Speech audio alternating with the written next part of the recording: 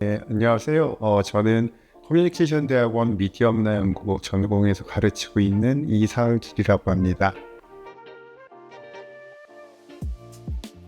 어렸을 때부터 사실 신문이나 방송에 관심이 많아서 신문방송학과에 진학을 했어요. 그래서 학부는 신문방송학을 전공을 했는데요. 신문방송학 안에서도 이제 세부 전공들을 배우다 보니까 저한테는 조금 더 그 문화 자체에 대한 또는 넓은 의미에서의 미디어 문화에 대한 인문학적인 접근이 관심이 많이 가더라고요. 그래서 프랑스로 유학을 가서 그쪽에서 문화와 커뮤니케이션의 사회학이라는 세부 전공을 하게 되었고요.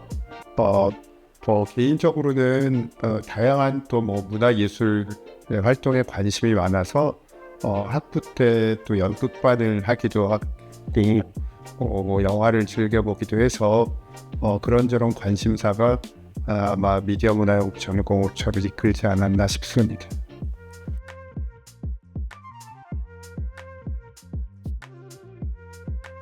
예, 일단 저희 전공은 다양한 학부 전공생들을 모집을 하고요. 그래서 특별히 어떤 전공을 학부에서 미리 배운 학생들만이 진학할 수 있는 전공은 아닙니다. 그래서 예를 들면 문과대에서 국문학이나 영문학을 한 친구들도 있고 또 필문학을 한 친구들도 있고 아니면 사회과학대학에서 사회학이나 커뮤니케이션학 정치외교학을 전공한 그런 친구들도 진학을 하고요.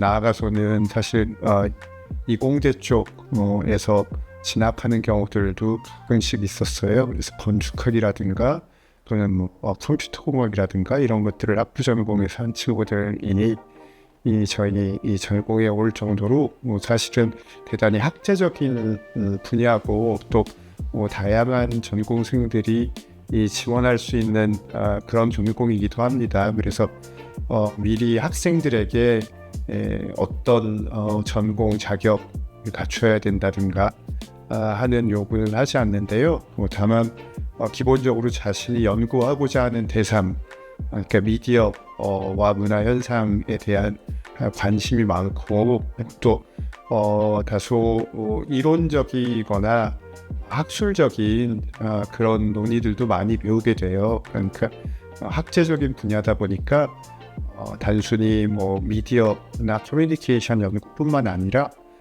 철학이라든가 사회학이라든가 미학, 젠더 이론 등등 다양한 그런 조금 추상도가 있는 이론들이나 연구들을 소화해야 하는 그런 부담이 있거든요. 그래서 그런 면에서 공부에 좀 더 적극적인 관심이 있는 학생들이면 좋을 것 같습니다. 그리고 기왕이면 좀 착하고 재미있는 학생들이 좋겠죠.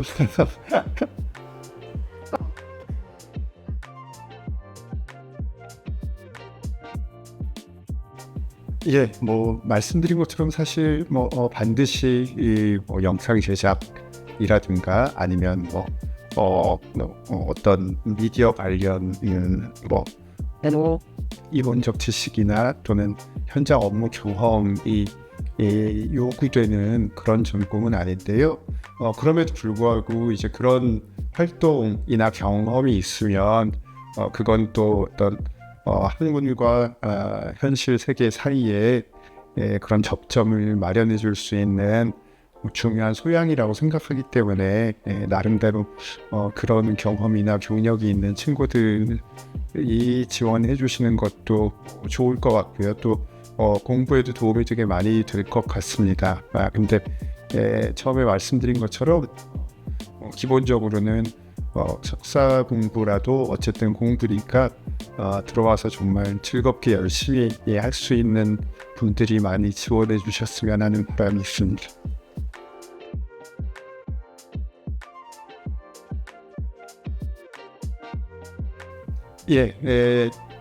말씀드리기 좀 어려운 질문인 것도 같은데요. 그러니까 사실 제가 교수 생활을 20여 년을 했는데 학생들이 저에게서 예를 들면 뭘 배워서 나가는지 잘 모르겠더라고요. 그러니까 당연히 이제 제가 가르치는 게 있을 텐데 그것보다는 또 학생들이 취사 선택하는 것이 있고 들어와서 꼭 학생이 선생님의 말이나 강의나 수업을 통해서만 배우는 것은 아니라고 생각하기 때문에 제가 여기에서 공부를 하면 뭘 배워서 나갈 수 있다고 확실하게 말씀을 드릴 수는 없을 것 같아요. 근데 다만 기본적으로는 이제 미디어 문화 연구라는 것이 동시대의 다양한 문화 현상들, 특히 이제 미디어를 중심으로 생겨나는 그런 문화 현상들을 실제 사회의 어떤 권력 관계 속에서 비판적으로 연구하고 또 분석하는 그런 분야입니다. 그러니까 그냥 단순히 주어진 그런 미디어 현상들을 표면적으로만 보는 것이 아니라 그 뒤에서 작용하는 여러 가지 자본이라든가 정치 권력이라든가 또는 구조라든가 이런 부분들에 관심을 가지고 그것들을 좀 더 비판적으로 접근하고자 하는, 그래서 할 수 있다면 문제가 되는 부분들을 개선하고 또 더 좋은 그런 사회를 만드는 데 기여하고자 하는 그런 분야인 만큼 아마 좀 더 사회나 또는 우리 사는 세상에 대한 비판적인 시각 같은 것을 가르치려고 애쓰고 선생님들 입장에서는 또 학생들 입장에서는 그런 것들을 기본적으로 배울 수 있지 않을까 하는 생각을 하고요. 그런 것이 결국은 사람이나 삶에 대해서 좀 더 깊이 있게 접근할 수 있는 그런 기초가 된다고 생각해요. 그런 시선이. 그래서 그런 것들을 통해서 나 자신이나 또는 나와 함께 같이 살아가는 사람들에 대한 그런 생각을 좀 더 깊이 있게 만들어갈 수 있는 전공이지 않을까 그렇게 기대를 하고 있습니다.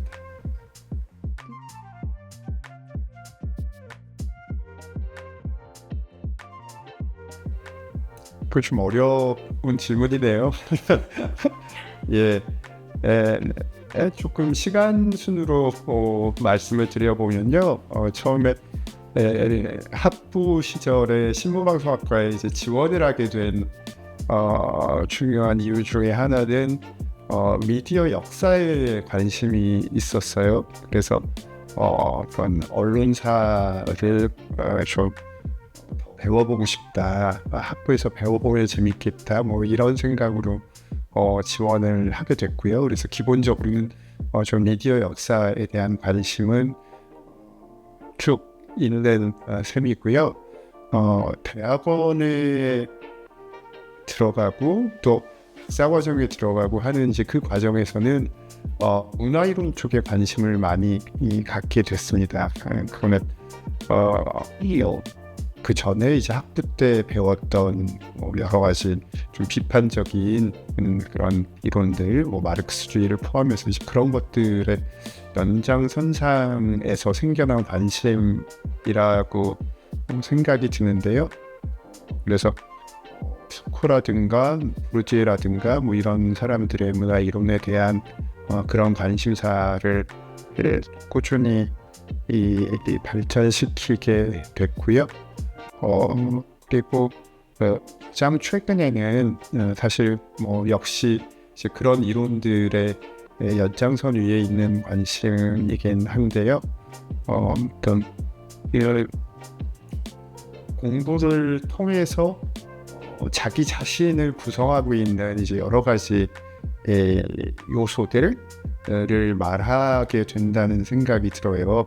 그러니까 그건 이제 모든 사람들이 그런 것은 아닐 수도 있는데 내가 하는 공부가, 그러니까 내가 중요하게 생각하는 어떤 나 자신의 일부 같은 것들을 더 좀 깊이 있게 들여다보는 그런 방식이 아닐까, 이런 생각이 들어서 아마 제가 쓰는 글들이나 하는 연구에 좀 그런 부분들에 대한 문제의식 같은 것이 반영되어 있지 않나 하는 생각이 듭니다.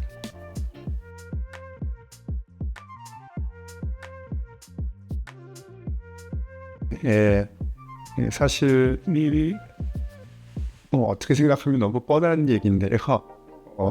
이제 AI 이 기술의 발전 때문에 생겨나는 여러 가지 문화 현상의 변화들이 있는 것 같아요. 그래서 그것들에 대한 또 비판적인 관심을 가지는 학생들도 조금씩 나오고 있고 석박사 논문을 준비하고 있는 경우들도 있습니다.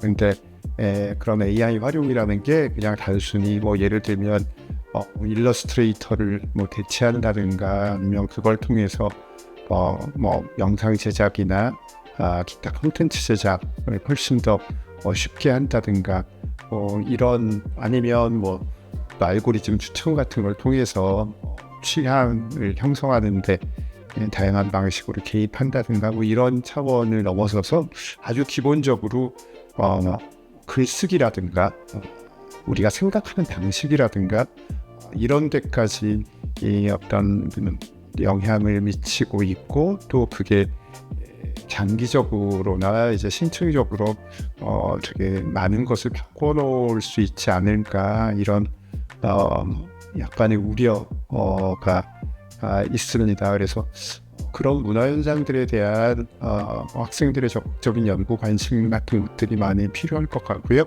너무 현실적으로 또 대학 안에서 그런 AI를 오남용하는 학생들과의 어떤 여러 가지 이 사소한 또 문제들이나 어려움 같은 것들을 겪고 있기 때문에 그런 부분들에서도 학생들이 조금 더 긍정적인 방향으로 이걸 어떻게 활용할 수 있고 또 비판적인 리터러시를 갖출 수 있을지 고민해 주었으면 하는 생각이 듭니다.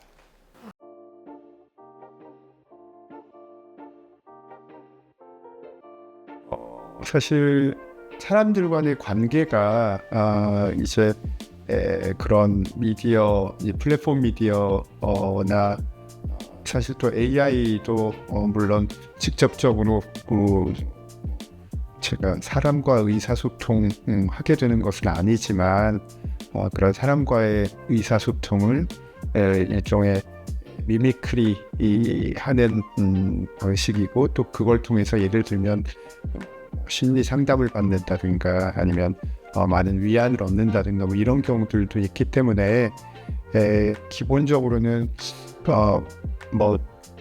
층층이 이 다양한 차원의 문화 현상들에 영향을 미치고 있고 또 변화를 이끌어내고 있지만 저는 그것이 인간관계에 사람이 다른 사람들과 맺는 관계를 어떤 식으로 바꿀 수 있을까, 어떤 식으로 바꾸고 있을까 이런 궁금증을 개인적으로 가지고 있고요. 그러니까 우리가 결국 다른 사람과 맺는 관계들이 이제 사회적인 것이라고 한다면 사회적인 것의 차원은 그런 AI나 플랫폼 중심의 미디어 문화가 어떻게 개입하고 그거를 또 나아가서 거창하게 말하자면 좀 재구조화하게 될까 좀 이런 관심을 가지고 있습니다.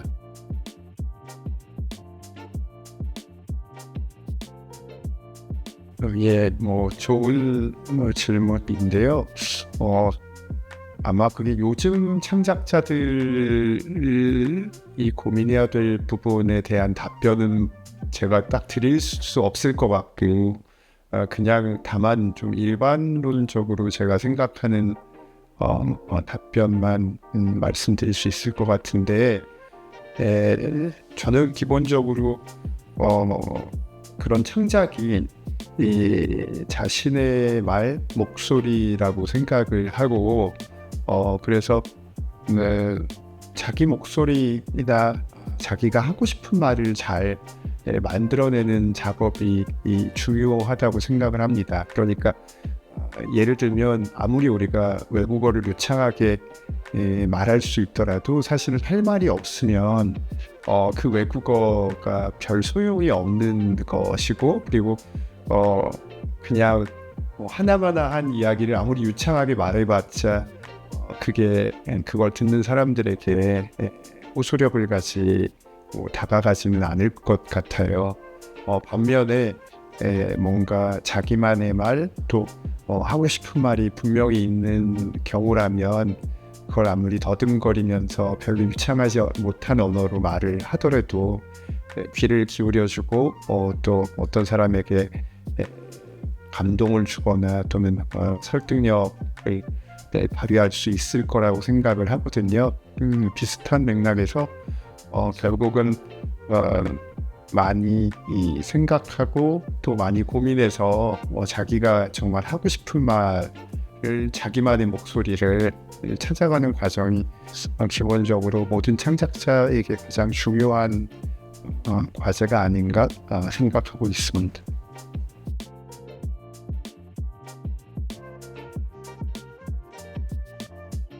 어려운 문제인데요.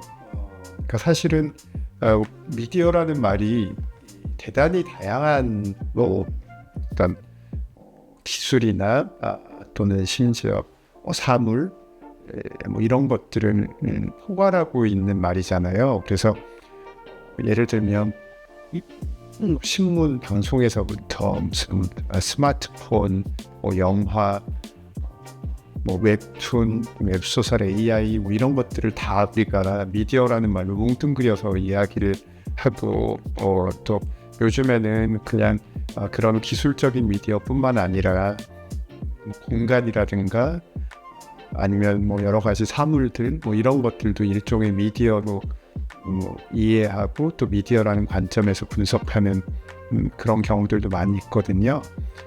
그래서 미디어를 수용하는 사람이라는 게 딱 이제 구체적으로 이제 어떤 상황에서 무엇을 왜 수용하는가에 따라서 되게 달라질 것 같아요. 그러니까 쉽게 일반화해서 이제 미디어들이 비판적으로 본다는 말을 아무 사람에게 또 아무 상황에 적용할 수는 없을 것 같다는 거죠. 근데 그럼에도 불구하고 기본적으로 좀 생각할 수 있는 것은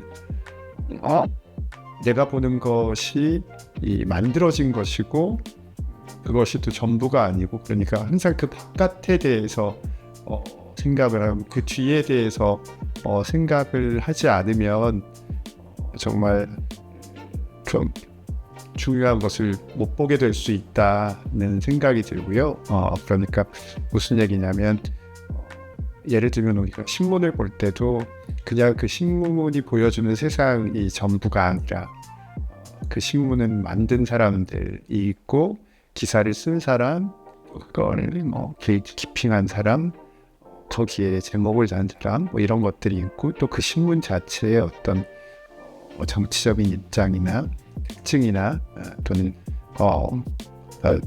자본의 그런 광고나 이런 것들이 존재하는 기구라는 것을 알 때 조금 더 그 신문의 내용에 대해서 비판적이고 좀 더 적절하게 이해를 할 수 있는 것처럼 모든 미디어가 그런 것 같아요. 그 미디어 바깥에 또 그 뒤에 항상 존재하는 다른 사람들, 다른 힘들, 그리고 이제 거기에는 미디어가 담아내지 못한 어떤 다른 세상, 다른 존재들까지도 있는 것이죠.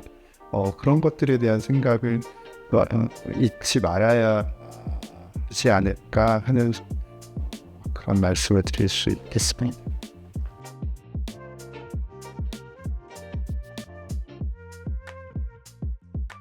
네, 뭐를 좀 재미없게 살아서 뭐를 특별히 재미있는 거를 보고 있다고 말씀드릴 수가 없을 것 같은데 뭐 있을까요? 또 최근에는 일이 바빠가지고 가끔씩 보던 영화도 제대로 보지 못했네요. 근데 제가 어렸을 때부터 만화를 되게 좋아해서 만화를 많이 봤고 이제 그게 꾸준히 웹툰에 대한 그 취향까지 이르렀는데요. 그래서 웹툰을 되게 즐겨보는 편인데 최근에 좀 인상적으로 본 웹툰들이 한 두세 개 정도 기억이 나요. 그래서 말씀드리면 하나는 그분은 이제 작가 이름도 기억이 나요. 강태진이라는 작가가 쓴 사변괴담이라는 웹툰이 있습니다. 태진이라는 작가의 작품은 또 사변괴담이 너무 재밌어서 제가 다른 것들도 좀 찾아봤는데 기본적으로 대단한 스토리텔러이기도 하지만 동시에 되게 어떤 비판적인 역사의식 같은 것을 가지고 이 사변괴담은 사실 그 한국전쟁을 배경으로 한 그런 웹툰이에요. 그래서 좀 어쨌든 제가 말로 표현을 할 수가 없이 재미있는 여러 가지 요소들이 그 웹툰 안에 있는데 창작자로서도 참 대단하다는 생각을 하게 만든 웹툰이어서 그 말씀을 드리고 싶고 뭐 다른 것들은 뭐 다른 기회에 네.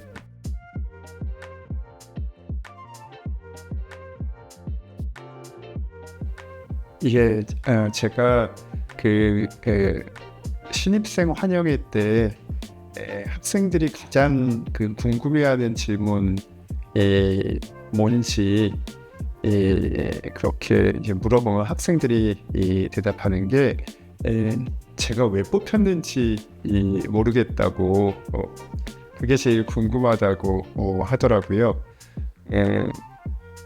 뭐 그러실 수 있거든요. 뽑히신 분들도 하지만 저희는 여러분의 어떤 스펙이나 아니면 무슨 대단한 외적인 경력을 뽑는 것이 아니라 여러분이 이 대학원에 들어오셔서 얼마나 잘하실 수 있는 분들일지 그 잠재력을 뽑는다고 생각을 해요. 그리고 그렇기 때문에 아마 자신이 가지고 있는 잠재력을 스스로 잘 알지 못해서 그런 질문을 하는 게 아닌가 하는 생각이 들거든요.